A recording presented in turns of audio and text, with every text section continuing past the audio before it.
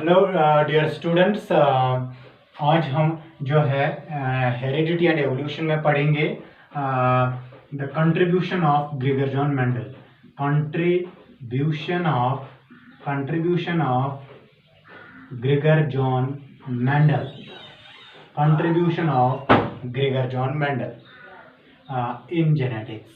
ये Gregor John Mendel, इसकी life जो है ये 1822 से जो है उसका लाइफ पीरियड था अप टू 1884।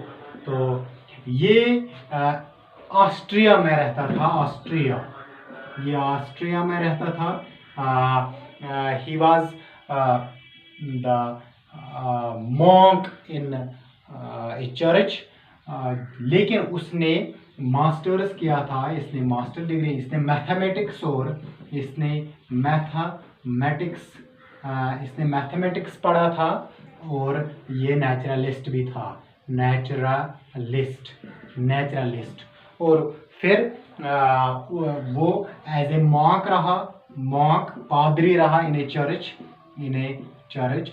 और उसी चर्च में उसने 8-10 साल में कुछ ऐसे एक्सपेरिमेंट किए जो दुनिया ने आज तक जो है याद रखे हैं, और उन्हीं एक्सपेरिमेंट की वजह से एक नई ब्रांच वजूद में आई है, that is known as genetics का मतलब क्या है? जेनेटिक्स तो इसको हम बोलते हैं फादर ऑफ जेनेटिक्स। तो ये जेनेटिक्स नई ब्रांच है मेडिकल साइंस में, या साइंस की नेचुरल साइंस की नई ब्रांच है। तो इसमें ये ब्रांच जो है genetics, it's the branch of science which deals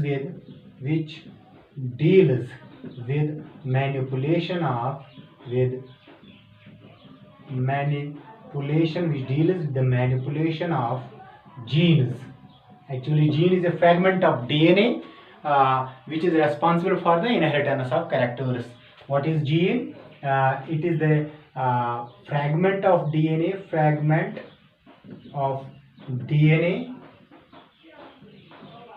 which is responsible for inheritance of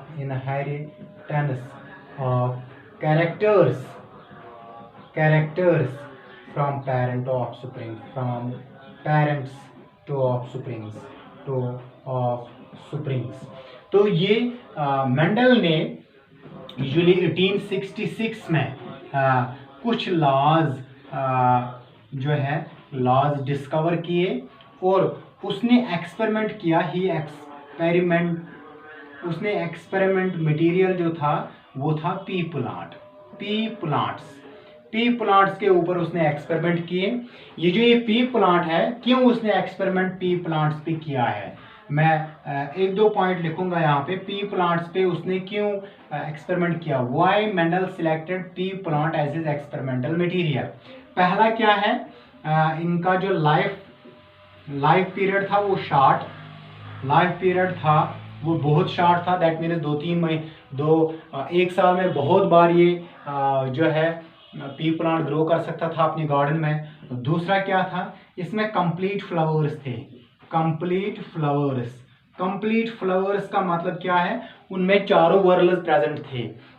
sepals थी, पेटल्स थी, एंड्रोशम और गाइनोशम सारे थे कंप्लीट फ्लावर्स। और नेक्स्ट क्या था, उसमें जो फ्लावर्स थे उनमें कलर, वो डिस्टिंक्ट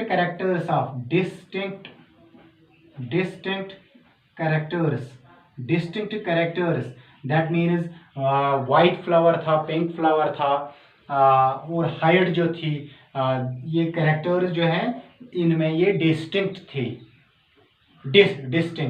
और नेक्स्ट क्या है, they can be easily grown throughout year.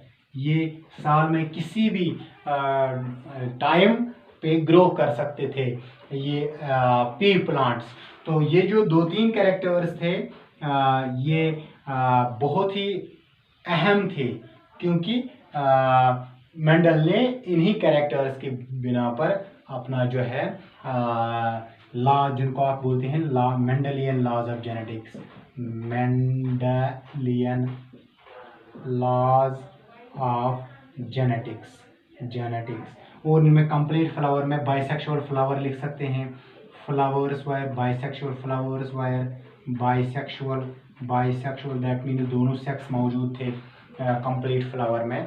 तो ये कुछ पॉइंट्स थे कि कभी कभी एग्जाम में एग्जामिनर पूछता है कि why Mendel selected pea plants as experimental material, क्योंकि इसमें ये कैरेक्टर्स थे क्या क्या, short life period, complete flower that mean sepal petal stamen and gynoecium जो है या कार्पेल, डिस्टिंक्ट कैरेक्टर्स, उसमें डिस्टिंक्ट कैरेक्टर्स थे। डिस्टिंक्ट कैरेक्टर मतलब फ्लावर कलर था, पॉड कलर था, पॉड शेप था, हाइट था, these are the distinct characters. Easily grown throughout the year, और ये आराम से साल में किसी भी टाइम में ग्रो कर सकता था। तो फ्लावर्स वायर बाइसेक्सुअल, दोनों सेक्स फ्लावर्स में प्रेजेंट थे। तो दिस वाज ऑल अबाउट ये जो ये मेंडल है, उसने मेंडलियन लॉज ऑफ जेनेटिक्स जो डिस्कवर किए हैं 1866 में, 18 से। तो कल हम जाएंगे मेंडलियन लॉज ऑफ जेनेटिक्स के उसने अपने लॉज में क्या बताया है। Thank you.